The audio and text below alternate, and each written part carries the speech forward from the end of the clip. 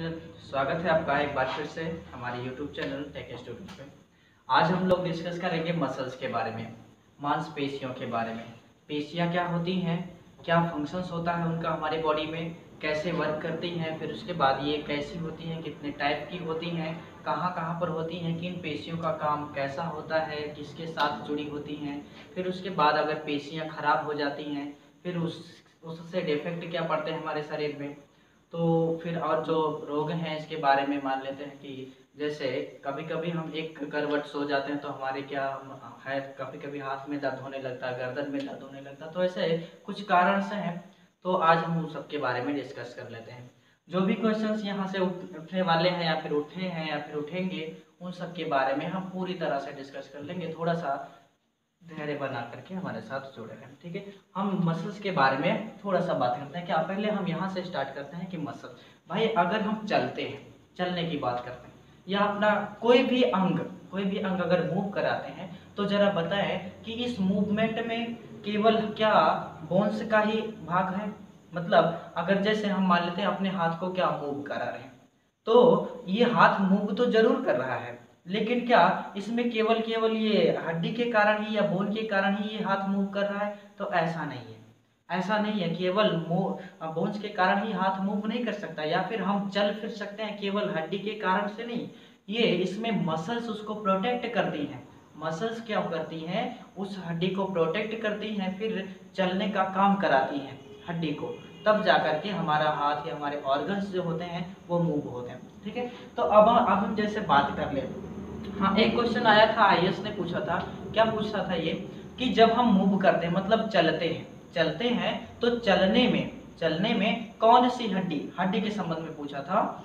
तो कौन सी हड्डियां काम करती हैं, कौन सी हड्डियां काम करती हैं जब हम मूव करते हैं, चलते हैं। तो भाई देखें कि जब हम मूव करते हैं तो हम एक स्ट्रक्चर के माध्यम से समझते हैं कि जब हम मूव करते हैं तो फिर क्या होता है कि कौन कौन सी हड्डियां वहां पर काम देती हैं। ये क्या है, ये एक पेलिव गर्डल है। क्या पेलिव गर्डल, इसके बारे में तो आप जानते हैं, जिसको कूल्हा भी कहते हैं। क्या कूल्हा क्या कहते हैं, ये सभी कूल्हा भी कहते हैं इसको, पेलिव गर्डल है ना, मतलब श्रोणी मेखला जिसको कहेंगे, जहां से ये पैर वाला सिस्टम जुड़ा होता है, मतलब जहां से ये पैर की जंघास्थि जुड़ी होती है। अब जरा देखो भाई, पैर में मतलब चलने में कौन कौन सी हड्डियां काम आ रही। एक तो ये कूल्हा को कह सकते हैं, पेलिव गर्डल को कह सकते हैं, अथवा हम क्या कहेंगे, श्रोणी मेखला, इसी को क्या कहेंगे, पेलिव गर्डल। क्या पेलिव गर्डल अथवा श्रोणी मेखला, क्या श्रोणी मेखला कहेंगे। और बाकी की ये हड्डियां कौन सी हैं, ये जंघास्थि हैं, फीमर हैं। क्या है, फीमर है, मतलब चलने में मेन रोल इन्हीं का है। वैसे तो हमारे पैर की जो और भी अस्थियां हैं, जैसे इसके नीचे यहाँ पर पैर है, मतलब हम कहेंगे टांग की अस्थियां हैं, पटेला है, फिर यहाँ पर फेलेंजेस है, उन सभी को नहीं, उनका रोल यहाँ पर नहीं। सबसे ज्यादा जो रोल निभा रहे हैं वो ये दोनों निभा रहे हैं। ध्यान से देखेंगे, बड़ा ट्रिकी मतलब कह सकते हैं सोचने वाला क्वेश्चन ये है। भाई चलने की बात आ रही है तो इसका मतलब हम कहेंगे ये सारे सिस्टम चलने में काम लेते होंगे, लेकिन हमें तो एक ही का आंसर देना होगा, कोई एक ही सही हो सकता। तो कौन सा सही होगा, ये कूल्हा, मतलब यहाँ जहाँ से ये हमारी फीमर जुड़ी हुई है, जहाँ से एक्चुअल में ये हिलने डुलने का काम हो रहा है, उसको हम आंसर करेंगे। मतलब फीमर, पेलिव गर्डल, श्रोणी मेखला या फिर कूल्हा के बीच ऐसी गतियां होती हैं, उन्हीं गतियों के कारण से हमारा शरीर क्या करता है, मूव करता है, ठीक है। बात बता देंगे, आंसर कर देंगे। अब हम बात करते हैं, क्या अभी हम मूव करने की बात कर रहे हैं, तो ये मूव हम ऐसे ही नहीं कर लेते हैं, मतलब पेशियों के सहारे ही मूव करते हैं। क्या, पेशियों के सहारे। तो अब इतनी सी बात हमें समझ में आ गई होगी कि पेशियां क्या होती हैं, फिर मांस क्या होते हैं, ठीक है। अगला ये है कि मांस के अध्ययन को कहते हैं मायोलॉजी। मांस या फिर पेशियों के अध्ययन को कहते क्या है, सो मायोलॉजी कहते हैं। मायोलॉजी किसको, मांस के अध्ययन को कहते हैं। लेकिन यहाँ पर एक टर्म और आ जाता है, कभी कभी हमसे कंफ्यूज हो जाते हैं हम लोग। तो वो टर्म क्या है, वो टर्म थोड़ा सा देखेंगे डिफरेंट है, देख लेते हैं। अध्ययन से संबंधित है, मायो के स्थान पर माइको, मतलब यहाँ पर सी आकर के जुड़ जाता है, तो वहीं पर इनका अध्ययन अलग चेंज हो जाता है। ध्यान से देख लेंगे, दोनों का कंफ्यूजन दूर कर लेंगे। मायोलॉजी का मतलब है मसल्स का अध्ययन, लेकिन माइकोलॉजी का मतलब है कवकों का अध्ययन, फंगी का अध्ययन, है ना। तो यहाँ पर इनके बारे में यहाँ पर आप लिखेंगे कि ये कवकों का अध्ययन है। किसका, कवकों का अध्ययन, कवकों फंगी का अध्ययन, फंगस का अध्ययन माइकोलॉजी है, जबकि मायोलॉजी किसका अध्ययन भैया बताएंगे, मांसपेशियों का अध्ययन है। ठीक है, अब उसके बाद अगला टर्म ये है कि मांसपेशियां बनती कैसे हैं, कहाँ से जनरेट होती हैं। तो हम कहेंगे मांसपेशियों का निर्माण, इनका जो निर्माण होता है, ध्यान से देख लेंगे सारे क्वेश्चन इंपॉर्टेंट है। निर्माण जो होता है वो भ्रूणावस्था में, कैसे, भ्रूणावस्था में, भ्रूणावस्था में मीजोडर्म से होता है। कहाँ से, मीजोडर्म से, मीजोडर्म से निर्माण होता है ना। भ्रूणावस्था में मीजोडर्म से किसका निर्माण होता है, तो मसल्स का निर्माण होता है भ्रूणावस्था में।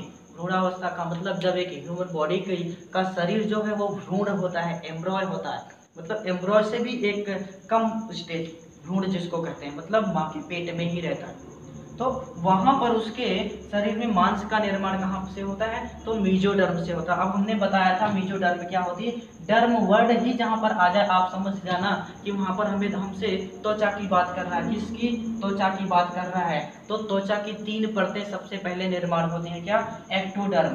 क्या निर्माण होती है, कौन कौन सी, एक्टोडर्म, फिर उसके बाद मीजोडर्म, मीजोडर्म, फिर उसके बाद अगली है एंडोडर्म। क्या है, एंडोडर्म, एंडोडर्म मतलब भ्रूण अवस्था में सबसे पहले बच्चे का जो शरीर निर्माण होने की जब शुरुआत होती है तो सबसे पहले ये त्वचा की 3 परतें एक साथ बनती है, क्या, एक्टोडर्म, मीजोडर्म और फिर एंडोडर्म। तो यहाँ से ये जो बीच वाला स्तर है, मतलब ये 3 स्तर होते हैं चमड़े के, एक ऊपर होता है, एक मध्य में और एक नीचे। तो मध्य वाला जो डर्म है या फिर मीसोडर्म है, इसी से ही निर्माण होता है क्या, मसल्स का। इसी से ही निर्माण होता है किसका, तो कार्टिलेज का। ध्यान रखेंगे, भूल मत जाएंगे, कार्टिलेज का भी निर्माण होता है किससे, तो मीजोडर्म से ही। हड्डी का भी निर्माण होता है, तो आप बता सकते हैं सिंपल सा लैंग्वेज में, मीजोडर्म से ही। मीजोडर्म मिलती है, फिर मसल्स मिलती है, तब जाकर के बन जाता है हड्डी। ठीक है, तो मीजोडर्म से किसका निर्माण होता है, कार्टिलेज का भी और मसल्स का भी।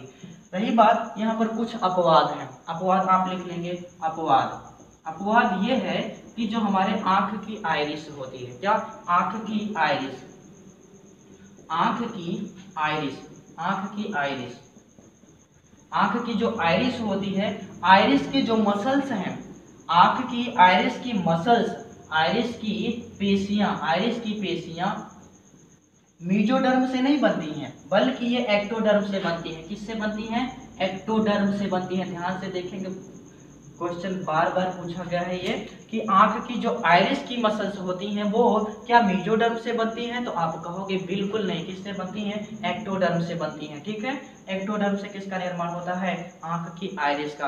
अब यह आइरिस क्या होता है, तो आइरिस कहाँ पर उपस्थित होता है, तो आंख में उपस्थित होता है। इसका काम क्या होता है, तो हम सिंपल सी बात यहाँ पर आपको दिखा दे रहे हैं छोटे से फिगर के माध्यम से। आइरिस की संरचना कुछ ऐसी होती है।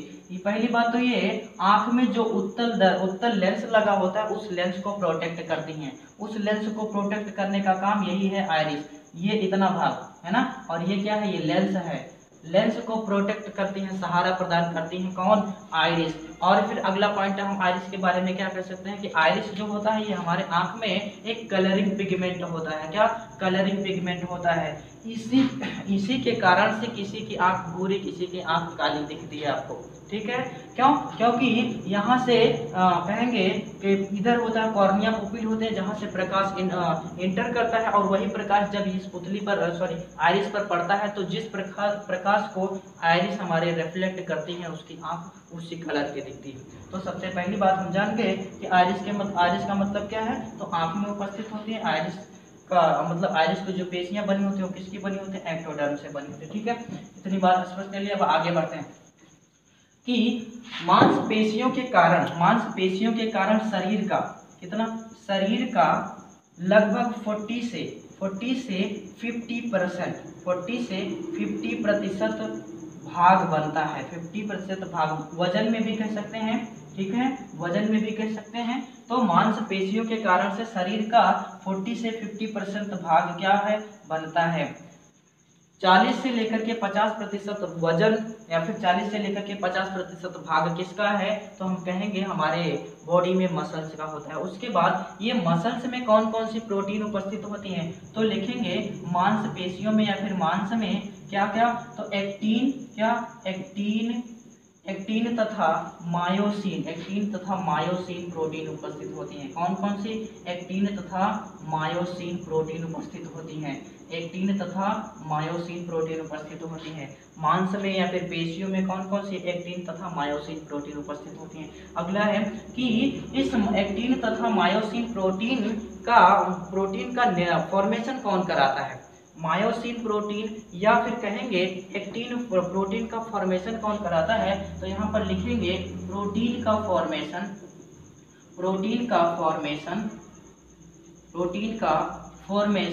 मैग्नीशियम करवाता है। कौन करवाता है? मैग्नीशियम करवाता है। अब यहाँ से क्वेश्चन देखो कैसे बनेगा कि वह कौन सा एलिमेंट है, या फिर एलिमेंट ही, या फिर ऐसे पूछ सकता है वो कौन सा खनिज पदार्थ है, मिनरल है, वो कौन सा मिनरल है जो हमारी मांसपेशियों में पाया जाता है? तो आप बताओगे क्या? मैग्नीशियम है। मैग्नीशियम का काम क्या है? कहेंगे कि जो इस पेशियों में प्रोटीन पाई जा रही है, एक्टिन और मायोसिन, उसका निर्माण करवाना होता है। प्रोटीन का निर्माण कौन करवाता है? तो मैग्नीशियम नामक मिनरल करवाता है। ठीक है। उसके बाद अब इन पेशियों का काम क्या होता है? पेशियों का शरीर में काम क्या होता है? तो हम कहेंगे कि पेशियां जो होती हैं, पेशियां शरीर को जो भी कहेंगे मूवमेंट करवाती हैं, शरीर की मूवमेंट में सहायता करती हैं। इसके मूवमेंट में सहायता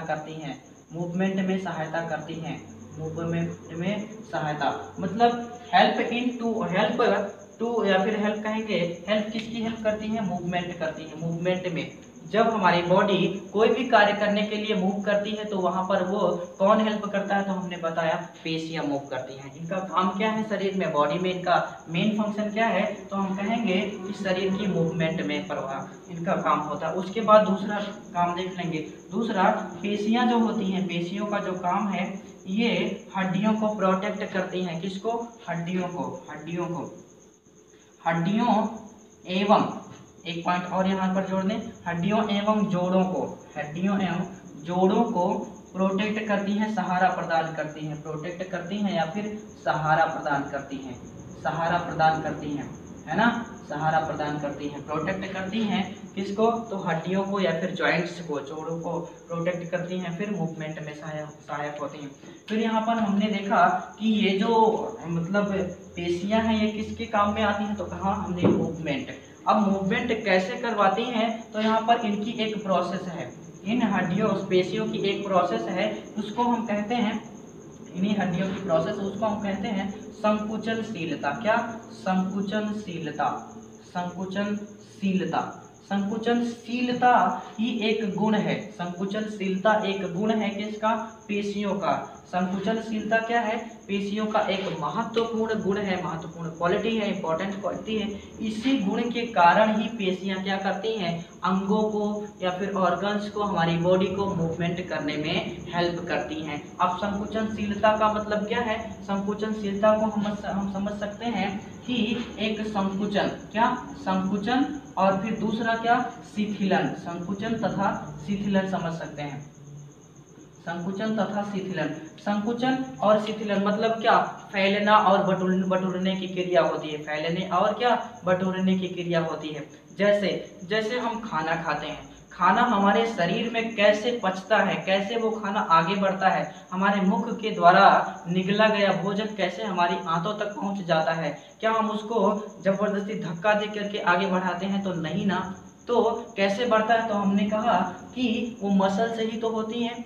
मसल हमारा जो, और कहेंगे भोजन नाल है या आहार नाल है, वो पूरा का पूरा मसल ही है, उसमें कोई हड्डी नहीं है।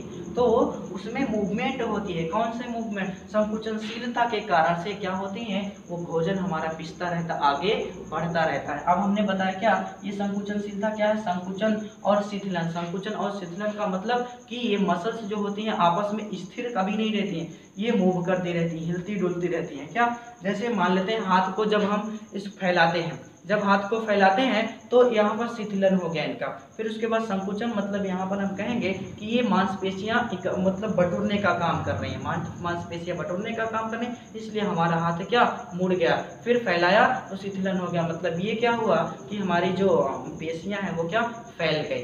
तो इस तरह से इनकी गतियां होती हैं, इन्हीं गतियों के कारण से हमारे शरीर को मूवमेंट करवाती हैं। ठीक है, उसके बाद ये है कि ये जो हमारे शरीर की पेशियां हैं, पेशियां ये किस ऊतक की बनी होती हैं? पेशियां जो बनी होती हैं भैया, पेशियां पेशीय ऊतक की बनी होती हैं। पेशियां पेशीय ऊतक की बनी होती हैं, पेशीय ऊतक की बनी होती हैं। अब यहाँ से क्वेश्चन देखो, क्वेश्चन क्या है कि यही क्वेश्चन यहाँ से इंपॉर्टेंट बन सकता है कि हमारे गमन में या गति करने में तथा बॉडी के मूवमेंट करने में कौन सा ऊतक सहारा प्रदान करता है? हमारी बॉडी में गमन में या फिर गति करने में तथा बॉडी के मूवमेंट करने में कौन सा ऊतक सहारा प्रदान करता है? तो आप बताओगे पेशीय ऊतक। कौन सा ऊतक सहारा प्रदान करता है? पेशीय ऊतक। अब पेशीय ऊतक में कौन सी कोशिकाएं होती हैं? तो आप बताओगे पेशी कोशिका होती है। कैसी? पेशी कोशिका होती है, पेशी कोशिका या फिर पेशीय कोशिका होती है। मतलब मांसपेशियों का निर्माण किससे होता है? पेशीय कोशिकाओं से होता है। किससे होता है भैया? पेशीय कोशिकाओं से होता है।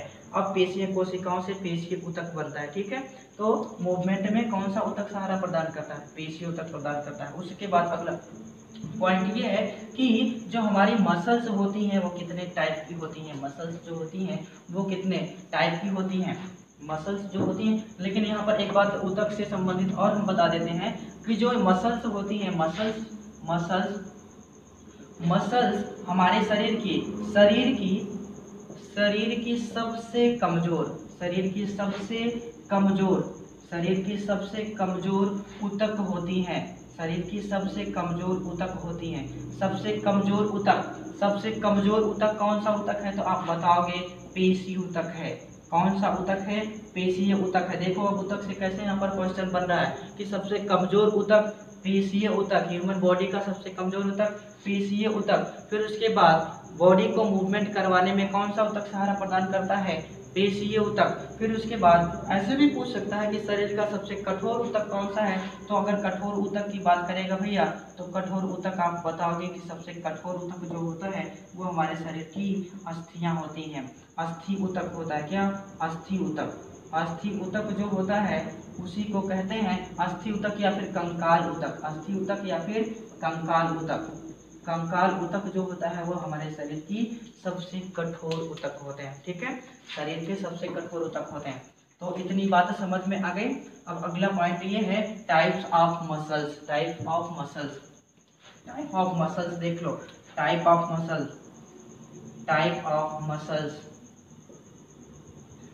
मसल्स कितने प्रकार की होती हैं? तो हम कहेंगे यहाँ से मसल्स हमारे 3 प्रकार की होती हैं। मसल्स 3 प्रकार की कौन कौन सी? SSC होती हैं। SSC ही होती हैं मसल्स। एस का है, एस को हम कहेंगे स्केलेटल मसल। क्या? Skeletal muscle. उसके बाद एस का मतलब स्मूथ मसल। फिर सी का मतलब cardiac muscle. Skeletal muscle, smooth muscle और फिर कार्डियक मसल। SSC याद रख लेंगे तब आप बता पाओगे कि ये टाइप्स ऑफ मसल्स होती हैं। अब स्केलेटल मसल को ही हम कहते हैं क्या? स्केलेटल मसल को कंकाल मसल भी कहते हैं। क्या? कंकाल मसल। लेकिन कंकाल मसल क्या होती है? इसी को हम वॉल्यूंटरी या फिर रेखीय पेशी कहते हैं। क्या? रेखीय या फिर रेखित पेशी भी कहते हैं। रेखीय पेशी, वॉल्यूंटरी मसल।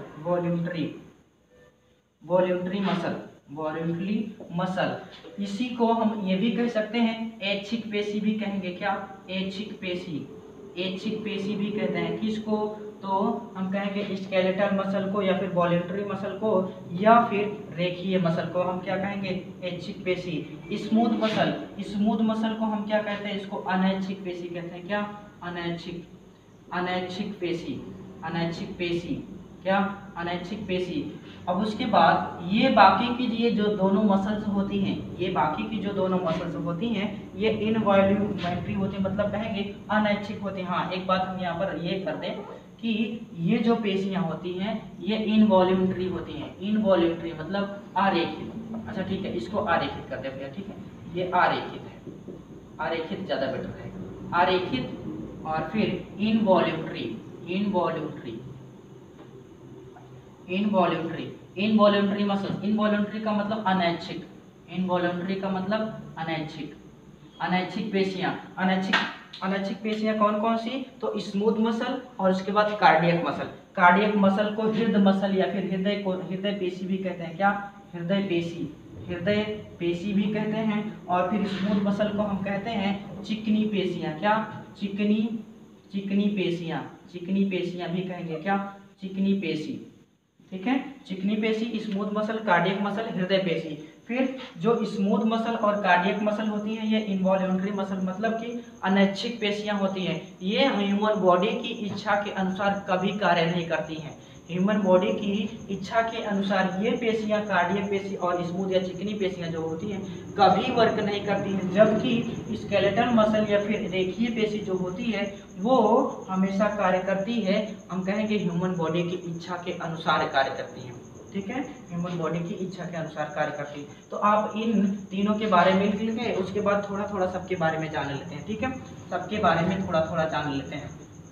पहली हेडिंग बनाएंगे, पहली हेडिंग स्केलेटल मसल, ऐच्छिक पेशी या फिर वॉल्यूंटरी मसल। ठीक है, पहला है skeletal muscle. Skeletal muscle heading बना लेंगे, स्केलेटल मसल। स्केलेटल मसल का हमने बताया कि ये इसको ऐच्छिक पेशी भी कहते हैं। ये पेशियां लिखेंगे कि ये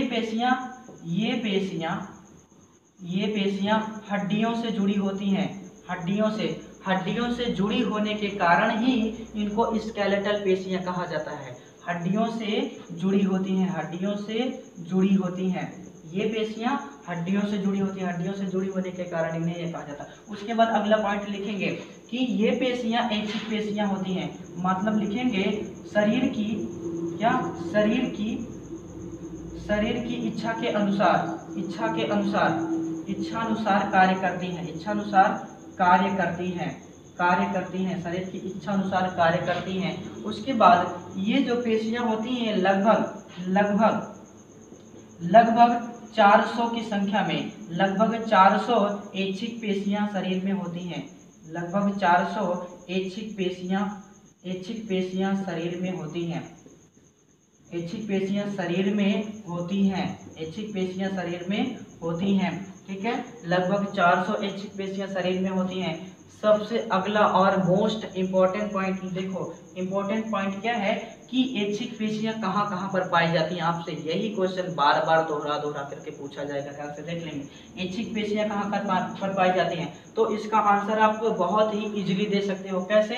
तो ऐसे हमने बताया कि ये जो पेशियां होती हैं हड्डियों से जुड़ी होती है। मतलब आपकी जितनी हड्डियां हैं और उन्हीं हड्डियों का सहारा ले लीजिए तो वहाँ की मसल्स क्या होंगी? ऐच्छिक मसल्स होंगी। तो आप जाहिर सी बात है आंसर दे दोगे। तो इसका मतलब बाहों की अस्थियां, बाहों की पेशियां मतलब क्या?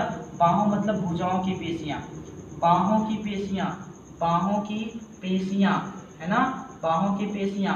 उसके बाद और क्या बताओगे? तो और बताओगे आप पादों की पेशियां, पादों मतलब पैरों की पेशियां, पादों की पेशियां क्या बताओगे? पादों की पेशियां। उसके बाद और क्या बताओगे आप? क्या बताओगे कि जो रीढ़ की हड्डी है क्या वो ऐच्छिक पेशियां, मतलब रीढ़ की हड्डी के आसपास की जो पेशियां हैं वो ऐच्छिक हैं या अनैच्छिक हैं? तो आप उसके लिए भी बताओगे कि वो भी कैसी हैं, वो भी ऐच्छिक पेशियां ही हैं। तो यहाँ पर लिखोगे रीढ़ की हड्डी की पेशियां, रीढ़ के आसपास की पेशियां, रीढ़ के आसपास की पेशियां, आसपास की पेशियां। या फिर इसी को आप कह सकते हो कि पीठ की पेशियां। क्या? पीठ की पेशियां। उसके बाद फिर कमर की पेशियां जो भी हैं, कमर की पेशियां, हाथ की पेशियां, उंगलियों की पेशियां। मतलब उसके बाद फिर क्या? खोपड़ी की पेशियां, खोपड़ी। खोपड़ी में एक बात ध्यान रखना, खोपड़ी में मस्तिष्क को नहीं देंगे, खोपड़ी में मस्तिष्क को नहीं रखेंगे। तो यहाँ पर हम लिख देते हैं भैया मुंह की पेशियां। क्या? मुंह या फिर मुख की पेशियां। ध्यान से सुन लेंगे, खोपड़ी में नहीं होगा, मुख की पेशियां लिख लो तो ज़्यादा बेटर है। मुख की पेशियां, कमर, पेट, पादों और बाहों की, ये सब की सारी पेशियां कैसी पेशियां हैं? तो स्केलेटल पेशियां हैं, स्केलेटल मसल है। ऐच्छिक पेशियां हैं, रेखित पेशियां हैं। ऐच्छिक पेशियां हैं, रेखित पेशियां हैं, स्केलेटल मसल है। जो भी आप कहिए सब सही है, ठीक है। तो इन सब के बारे में आपको ये एग्जांपल्स जरूर लिख लिए, एग्जांपल्स यहाँ से स्टार्ट है, ठीक है। अब अगला पॉइंट, अगला ये है स्केलेटल मसल के बारे में हमें जानकारी मिल गई। अगला पॉइंट लिखेंगे स्मूथ मसल या फिर स्मूथ मसल या अरेखित पेशी। Smooth muscle, smooth muscle, smooth muscle मतलब अरेखित पेशी।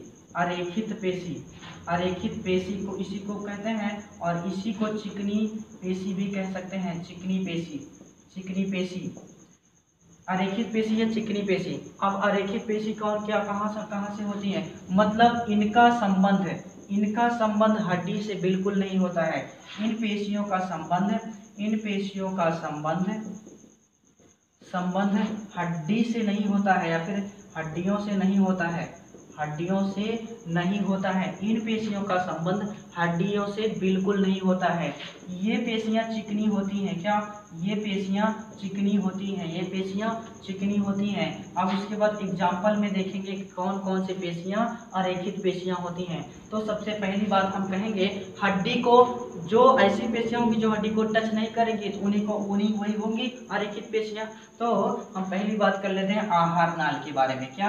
आहार नाल की पेशियां, आहार नाल की पेशियां, आहार नाल की पेशियां। एक बात आप यहाँ पर ध्यान से देख लेंगे, आहार नाल में क्या क्या आ जाता है? आहार नाल में मुख को छोड़ देंगे। क्या? मुख को छोड़ देंगे। क्यों? क्योंकि मुख को आप हिला डुला सकते हैं, जब चाहे तब खा सकते हैं, तो मुख को छोड़ देंगे। बाकी कहाँ से? ग्रसनी। क्या? ग्रसनी, ग्रसनी आ जाएगी, ग्रास नाल आ जाएगी, ग्रास नाल या भोजन नाल। फिर उसके बाद क्या? आमाशय, आमाशय आएगा, ग्रहणी आएगी, उसके बाद क्या? छोटी आंत आएगी, छोटी आंत। फिर उसके बाद क्या?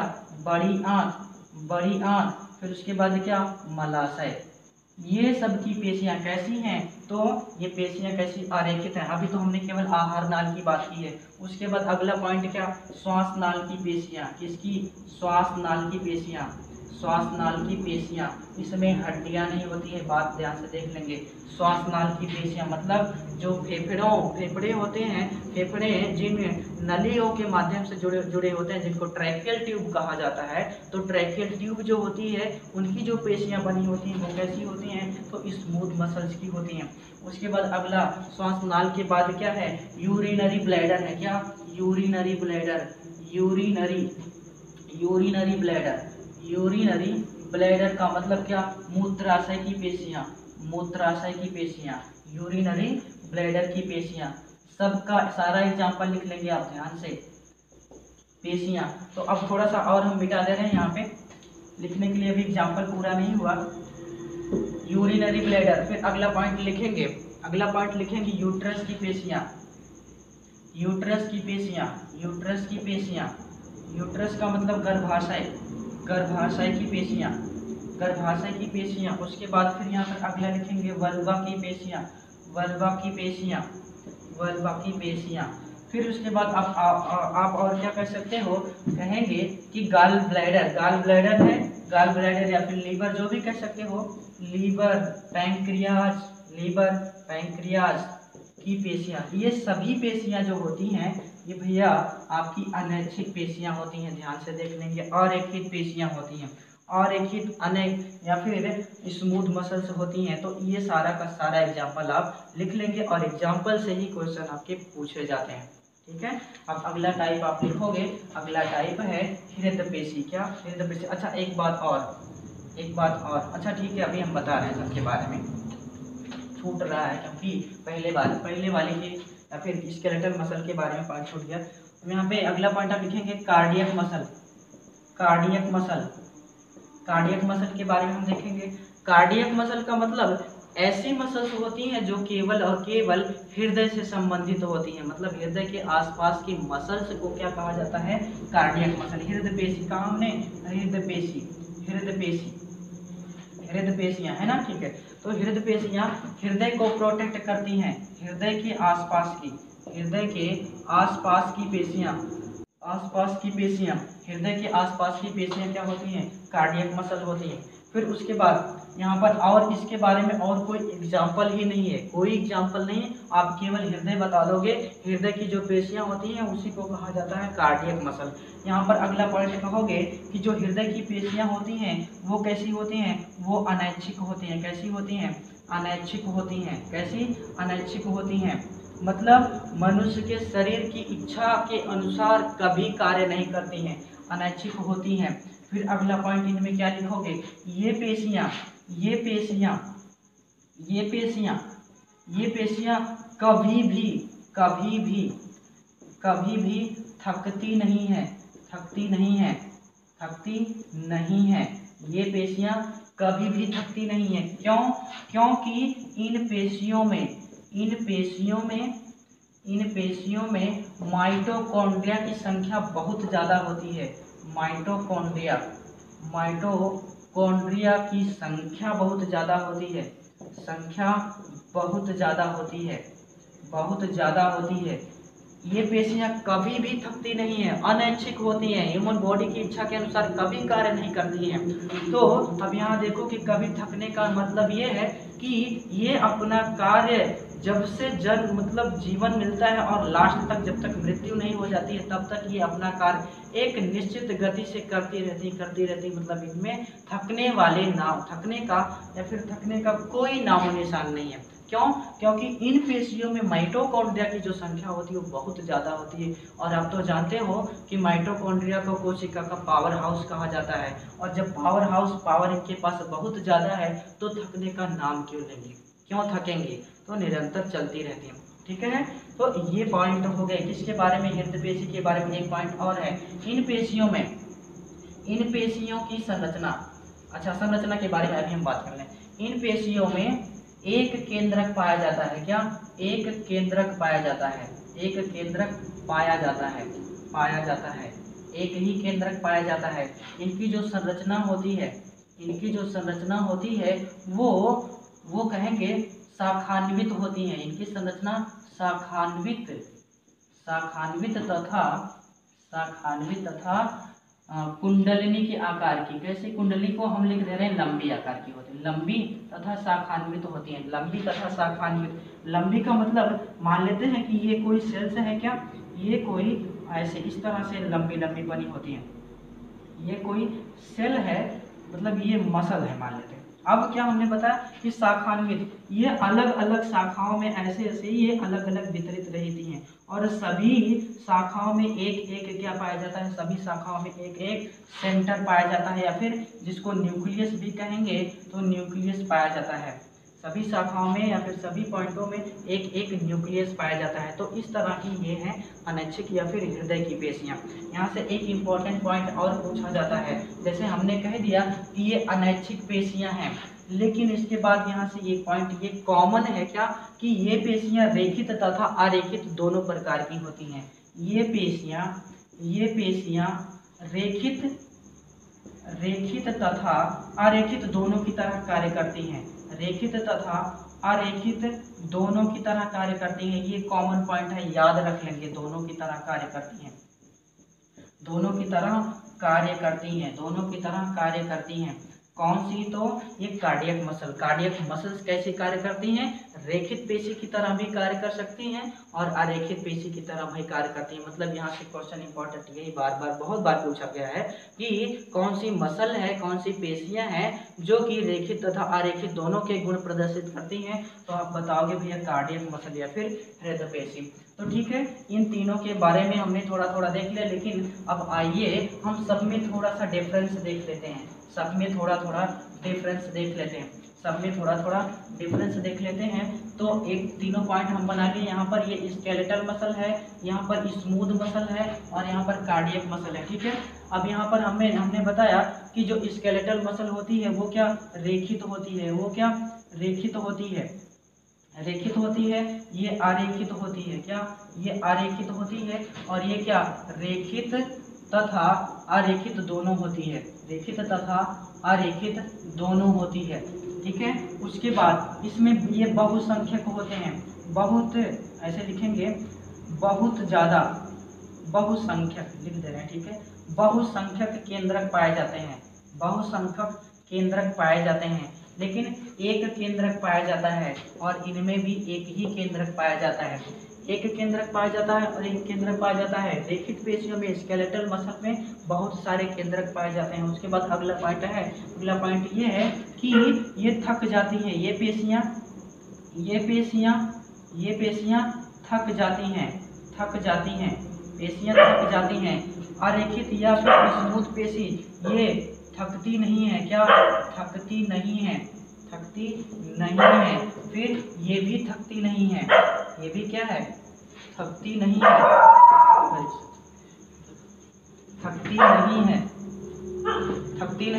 क्या थकती नहीं है, कौन कौन सी मसल है थकती नहीं है, तो स्मूथ मसल और कार्डियक मसल, दोनों मसल्स ऐसी हैं जो कि कभी थकने का नाम नहीं लेती। क्यों? तो क्योंकि अगर हम स्मूथ मसल की बात करें, हमारे आहार नाल आमाशय की बात करें, अगर आमाशय कभी थक जाएगा तो बताओ भोजन को पचा पाएगा क्या?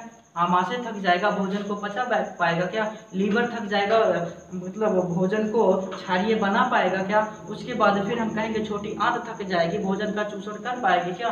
फिर उसके बाद हम कहेंगे कि मूत्राशय, गॉल ब्लैडर, जो भी कुछ है वो सब थक जाएंगे, तो भोजन का पाचन कैसे होगा? मतलब ये सभी पेशियां कभी थकती नहीं है। हृदय तो कभी थकता नहीं है, लेकिन थकता कौन है? तो ऐसी पेशियां जो हड्डी से जुड़ी हुई होती है, मतलब ऐच्छिक पेशियां।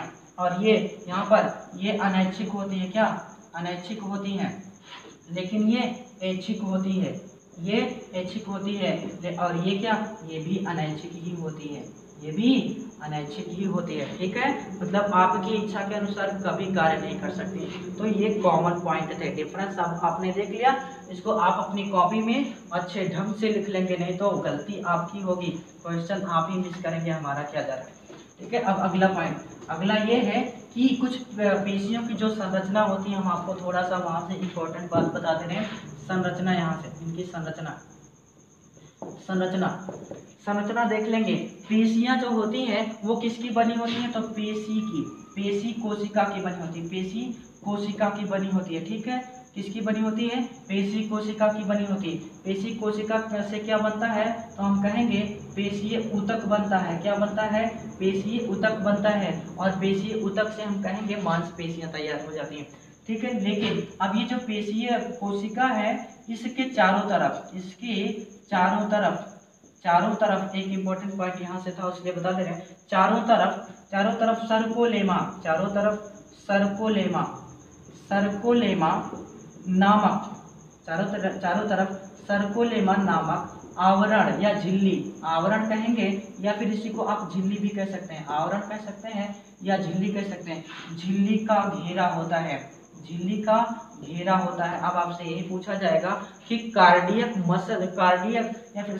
नहीं, पेशीय कोशिकाओं के चारों तरफ जो मेम्ब्रेन उपस्थित होती है उसका नाम क्या होता है, या फिर वो किसकी बनी होती है? तो आप बताओगे सर्कोलेमा नाम होता है उसका, ठीक है। किसका? सर्कोलेमा नाम होता है किसकी? पेशीय कोशिका की जो मेम्ब्रेन होती है, ठीक है। तो इम्पोर्टेंट पॉइंट ये था, ये तो है संरचना के बारे में। अब इस पेशी, मान लेते हैं कि ये क्या है, ये एक पेशीय कोशिका है, इसकी ये सतह जो हुई ये क्या कहलाई? ये सर्कोलेमा कहलाई, क्या? सर्कोलेमा। लेकिन इसके अंदर जो सारा का सारा मैटर भरा हुआ, जो प्रोटोप्लाज्म भरा हुआ है, उस प्लाज्म को क्या कहा जाता है? उस प्लाज्म को सर्कोप्लाज्म कहा जाता है भैया। क्या कहते हैं? सर्कोप्लाज्म, ठीक है। तो संरचना इस तरह से होती है कि मतलब एक कोशिका इस तरह से अदर कोशिकाएं मिलती हैं, तब जाकर के पेशी ऊतक का निर्माण होता है, और बाद में हम कहेंगे कि पेशी ही हमारी बन जाती है। क्या बन जाती है? पेशियां बन जाती है। मान लेते हैं कि ये हड्डी है और इसी हड्डी से ही जुड़ी ये सारी की सारी हमारी पेशियां होती हैं, तो इस तरह से पेशियां बनी होती हैं, ठीक है। तो यहाँ से इम्पोर्टेंट पॉइंट ये था कि पेशियों की जो कोशिकाएं होती हैं उनकी जो झिल्ली का नाम होता है वो क्या होता है, वो आपने देखा। फिर उसके बाद अब यहाँ पर हम काउंटिंग करते हैं किसकी? तो इनकी पेशियों की काउंटिंग करते हैं। मानव शरीर में कॉमन रूप से मानव शरीर में, या फिर कहेंगे औसत निकाल सकते हैं, औसत पेशियों की संख्या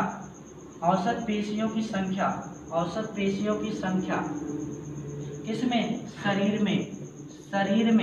शरीर में औसत पेशियों की जो संख्या होती है भैया वो कितनी होती है? 639 होती है। कितनी? 639 पेशियां होती हैं। किसमें?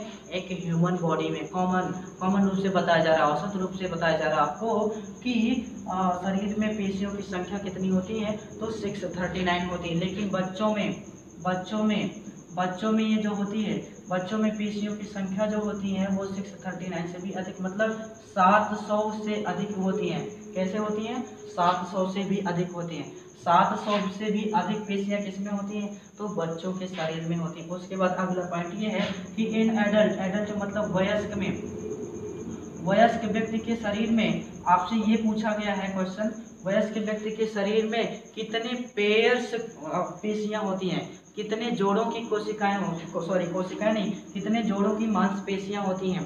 कितने जोड़ों की मांसपेशियां होती हैं? तो 320 पेयर्स पाए जाते हैं। किसमें? कितने? 320 पेयर्स पाए जाते हैं। किसके शरीर में? तो हम कहेंगे कि हमारे एक एडल्ट में, वयस्क व्यक्ति के शरीर में 320 पेयर्स का मतलब कितने? 640 पेशियां। कितनी? 640 पेशियां। तो आप ये भी बता सकते हो कि लगभग 640 पेशियां एक मतलब पेयर 320 पेयर्स पाए जाते हैं किसमें? वयस्क व्यक्ति के शरीर में। ठीक है, तो इतना पॉइंट आप ध्यान से देख लेंगे। ये इनकी संख्या है 639। आप यही बताओगे हमेशा, लेकिन जब क्वेश्चन बदल रहा है तो आप बच्चों की पूछ रहा है तो आप बताओगे इतना, वयस्क व्यक्ति में पेयर्स पूछ रहा है तो पेयर्स बताओगे इतना। ठीक है, तो अभी हो सकता है कि कभी नॉन पेयर्स भी पूछ ले, तो नॉन पेयर्स पेशियों की जो संख्या होती है वो 16 होती है। नॉन पेयर पेशियां कितनी? ये नॉन पेयर पेशियों की संख्या 16 होती है। अब कहो कि 640 तो यही हो गई, 16 कहाँ जाएंगी? तो 16 का मतलब हमने बताया ये तो औसत है, तो घट बढ़ जरूर सकती है। ठीक है, तो ऐसा नहीं है कि बस केवल 639 ही पाई जाती है, वो औसत बताया जाता है आपको कि उतनी पाई जा रही है, लेकिन कम ज़्यादा जरूर हो सकती हैं। तो वयस्क मनुष्य में हम कहेंगे 639 से भी अधिक पेशियां, लेकिन बच्चों में 700 भी अधिक से अधिक पेशियां होती हैं। ठीक है, तो इतनी बात आप बता दोगे। उसके बाद अब अगला पॉइंट ये है कि कुछ इंपॉर्टेंट पॉइंट पूछे जाते हैं पेशियों से इंपॉर्टेंट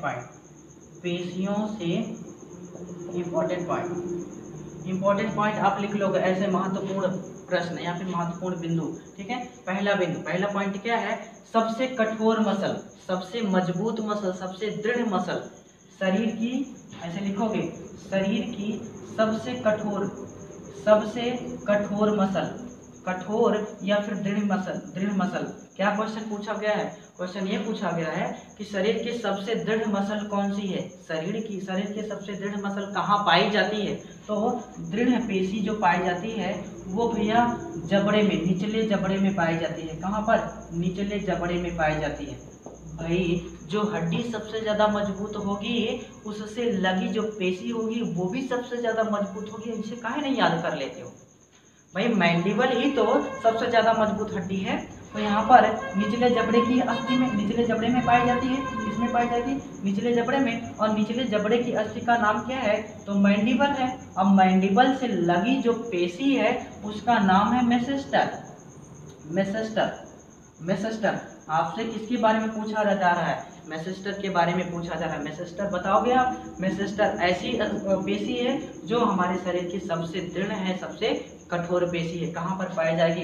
तो निचले जबड़े में पाई जाती है। ठीक है, उसके बाद अगला, सबसे लंबी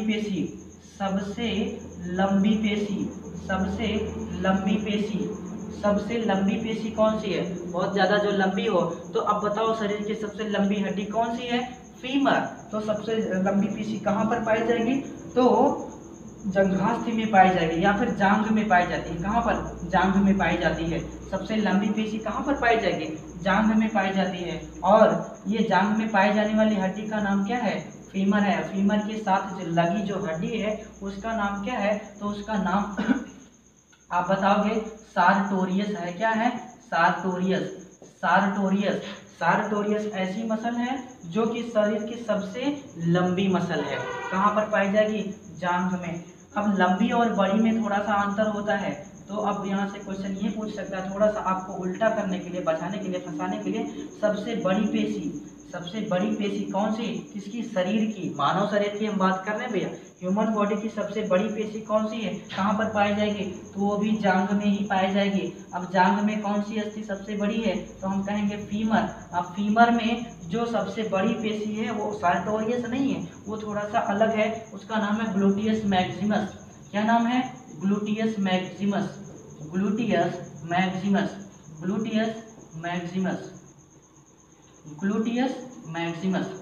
ग्लूटियस मैक्सिमस ऐसी पेशी है जो शरीर की, मानव शरीर की सबसे बड़ी है। देखो भैया, बड़ी और लंबी में अंतर होता है। बड़ी का मतलब संरचना के रूप से वो बड़ी हो, लेकिन लंबी का मतलब ऐसा जरूरी नहीं कि उसका आयतन बड़ा हो, लेकिन उसकी लंबाई लंबी हो, लंबाई में वो लंबी हो, उसको लंबी कहते हैं। और बड़ी का मतलब वो संपूर्ण रूप से चारों तरफ से देखें तो वो बड़ी ही दिखे, ठीक है। तो सबसे बड़ी ग्लूटियस मैक्सिमस, फिर सबसे लंबी तो सार्टोरियस, ठीक है। इतनी बात आप बता देंगे। लेकिन अभी और है, क्या है कि सबसे छोटी पेशी कौन सी है, सबसे छोटी पेशी, सबसे छोटी पेशी कौन सी है, सबसे छोटी पेशी कहाँ पर पाई जाती है, पहले तो हम ये बताएंगे।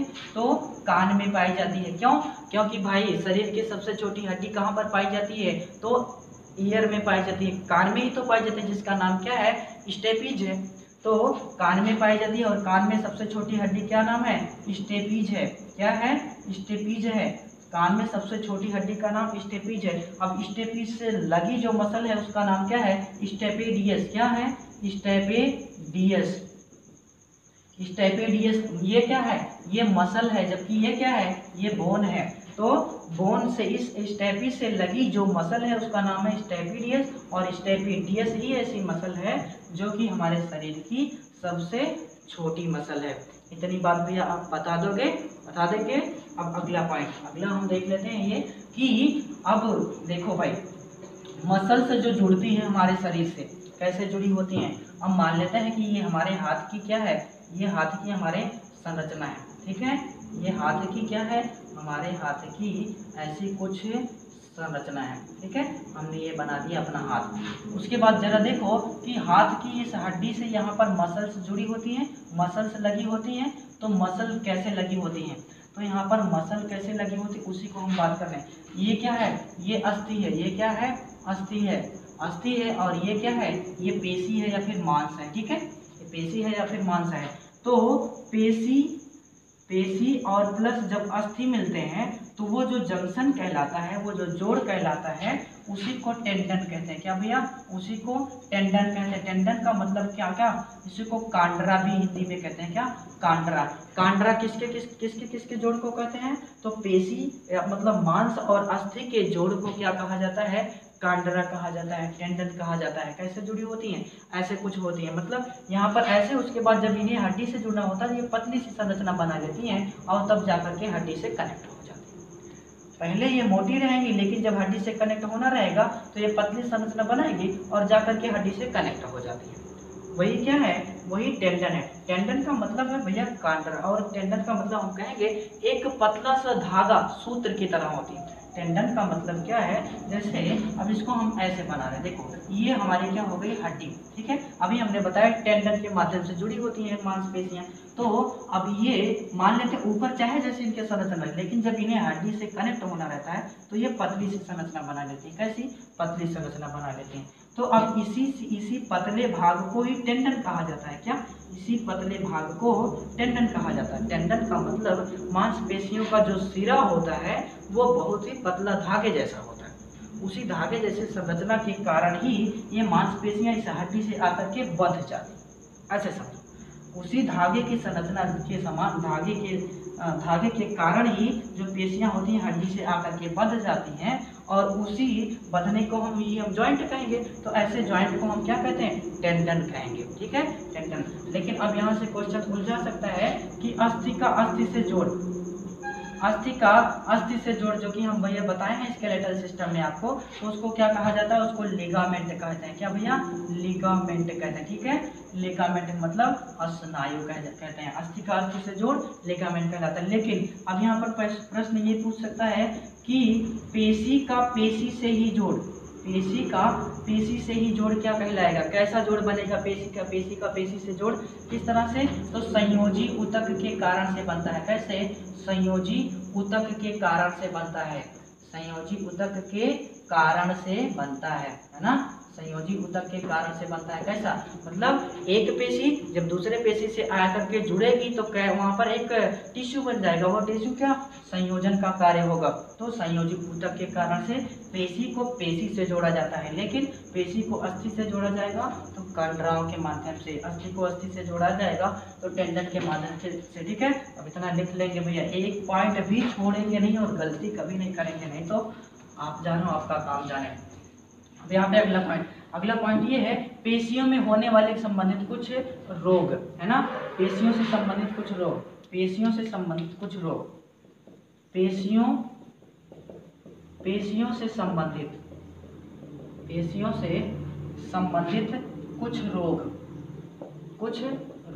पेशियों से संबंधित कुछ रोग। पहला पॉइंट हम कहेंगे क्या, क्रैम्प कहा जाता है। क्या, क्रैम्प नाम की एक बीमारी है। क्या, क्रैम्प बीमारी नहीं है, बस ऐसे ही कह रहे हैं क्रैम्प। अब ये क्या है, क्रैम्प का मतलब है कि कभी कभार जब हम एक ही करवट सो जाते हैं, सो जाते हैं, अथवा जब हम खूब ज़्यादा एक्सरसाइज कर लेते हैं, व्यायाम कर लेते हैं, अथवा जब हम बहुत ज़्यादा खेल लेते हैं, खेल में तो होता क्या है कि हमारे पैर की, हाथ की जो मसल्स होती हैं वो दर्द करने लगती हैं, मसल्स जो होती हैं वो दर्द करने लगती हैं। उसी दर्द को ही क्या कहा जाता है, उसी दर्द को भैया क्रैम्प कहते हैं। क्या कहते हैं, उसी दर्द को क्रैम्प कहा जाता है। किस स्थिति में, मतलब ये जो होती है ये एथलीट को, खिलाड़ियों को ज़्यादा होती है। क्या, खिलाड़ियों को ज़्यादा होती है। क्या होती है, खिलाड़ियों को कौन सी बीमारी हो जाती है, हम कहेंगे पेशियों की क्रैम्प नामक बीमारी हो जाती है। और वैसे भी अब जब हम सो जाते हैं करवट तो हमारे हाथ दर्द करने लगते हैं, गर्दन दर्द करने लगती है, किसके कारण, क्रैम्प के कारण से। मतलब पेशियां जब दब जाती हैं, पेशियों का मतलब क्या, पेशियां एक ही तरह से जब दब जाती हैं, उनमें खिंचाव आ जाता है, तो उसी को ही क्या कहते हैं, क्रैम्प कहा जाता है। ठीक है, तो क्रैम्प हो गया। दूसरा बीमारी क्या है कि थकान। क्या हम कहेंगे, थकान आपसे पूछा जा सकता है। थकान किसके कारण से होती है, तो पेशियों में, यहाँ लिखेंगे, पेशियों में जब लैक्टिक एसिड, क्या, कौन सी एसिड, लैक्टिक एसिड आकर के, लैक्टिक एसिड या फिर यूरिक एसिड, और लिख देंगे यूरिक एसिड जमा हो जाता है, यूरिक एसिड जमा हो जाता है तो उसी के कारण से व्यक्ति को थकान आ जाती है। पेशियों में जब लैक्टिक एसिड आकर के जमा हो जाता है, उसी के कारण से व्यक्ति को क्या, थकान महसूस होती है। लेकिन अगली बात यह है कि जब यही लैक्टिक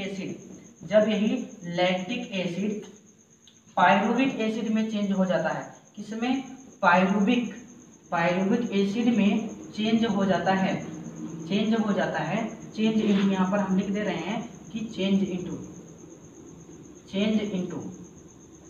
इनटू पायरुविक एसिड, तब व्यक्ति को थकान दूर हो जाती है। मतलब जब लैक्टिक एसिड जमा हो गया, व्यक्ति थक गया, तो जाकर के आराम करेगा, और आराम करते वक्त यही लैक्टिक एसिड धीरे धीरे हम कहेंगे पायरुविक एसिड में चेंज हो जाता है, और तब क्या होता है कि व्यक्ति की थकान जो होती है वो दूर हो जाती है। ठीक है, तो ये थी कुछ बीमारियां हम कहेंगे। और उसके बाद और बीमारी ये कह सकते हैं कि जब पेशियां हमारी काम करना बंद कर देती हैं, पेशियां जब काम करना बंद कर देती हैं, उसी को क्या कहा जाता है, उसी को लकवा कहा जाता है। क्या, लकवा। अब मान लेते हैं कि यदि किसी व्यक्ति के शरीर के किसी भी ऑर्गन की पेशियां यदि काम करना बंद कर दें, मतलब संकुचनशीलता का गुण छोड़ दें, तो वो उस व्यक्ति का वो अंग काम करना ही बंद कर देगा। और जैसे ही काम करना बंद कर देगा तो हम उसको क्या कह सकते हैं, पैरालिसिस कह सकते हैं या लकवा कह सकते हैं। ठीक है, पैरालिसिस या लकवा कह सकते हैं। तो ये थे कुछ पॉइंट। लेकिन यहाँ से अब देखो, अब कैसे क्वेश्चन पूछ सकता है हमारा यूपीएससी, कैसे क्वेश्चन पूछा, देखो कि सर्दियों में जब जो कपकपी होती है, सर्दियों में जो कपकपी होती है उसके बारे में कुछ कथन स्पष्ट कीजिए। ऐसे पूछेगा, सर्दियों में जो कपकपी होती है उसके बारे में निम्न कथन स्पष्ट कीजिए। क्या कथन है या फिर जो कारण दे रहा है, या फिर निम्न कारणों को स्पष्ट कीजिए। तो अब आपको बताना क्या रहेगा कि कपकपी के कारण से होता क्या है, क्या रोल निभाती है पेशियां हमारी सर्दियों में। भाई सर्दियाँ ठंडी लगती है हमको तो हम कांपने लगते हैं, क्या रोल निभाती है वहाँ पे, तो बड़ा इंपॉर्टेंट रोल निभाती है। कैसा कि जैसे ही सर्दी हमको लगती है, मतलब हमारे शरीर का टेम्परेचर जैसे ही डाउन होने लगता है तो हमारा शरीर क्या होने लगता है, कंपने लगता है। कंपने के कारण से क्या होता है कि शरीर मतलब हिलने डुलने लगता है, मतलब एक तरह से कार्य करने लगता है, पेशियां खुद ही वर्क करने लगती हैं। और ज़रा बताओ भाई, जब आप वर्क करोगे तो आपके शरीर का टेम्परेचर जाहिर सी बात है एक चीज़ मतलब इंक्रीज करेगा। जब आप वर्क करोगे तो आपके शरीर का टेम्परेचर इंक्रीज करेगा, तो हम कहेंगे कि उस समय कपकपी होने से हमारे शरीर के तापमान को मेंटेन बनाए रखने का कार्य करती हैं। कौन? तो पेशियाँ। पेशियों के कारण से ही कपकपी होती है, ध्यान रखना, हड्डियों में कपकपी नहीं होगी। ठंडी आपको पेशियों में लगेगी, तो पेशियों में कपकपी जनरेट होती है, उसी कपकपी के कारण से शरीर को क्या करती हैं, शरीर के तापमान को बढ़ाती हैं या मेंटेन करती हैं। तो आप ये रीजन बताओगे, ठीक है। सर्दियों में कपकपी होने के कारण से पेशियां शरीर के तापमान को बढ़ाती हैं या मेंटेन करती हैं, इसी के कारण से हमें ठंडी कम महसूस होती है, ठीक है। तो इतना पॉइंट था हमारी मांसपेशियों में। अब यहाँ से हमको लगता है एक भी क्वेश्चन पेशियों से छूटेगा नहीं, ठीक है। तो आप इसको नोट करके लिख लेंगे, उसके बाद फिर अगला पॉइंट आपको आगे दूसरे लेक्चर में आपको मिलेगा। तब तक के लिए इंतजार करते रहिए, ठीक है। थैंक यू, पढ़ते रहिए। Subscribe now and press the bell icon. Never miss an update.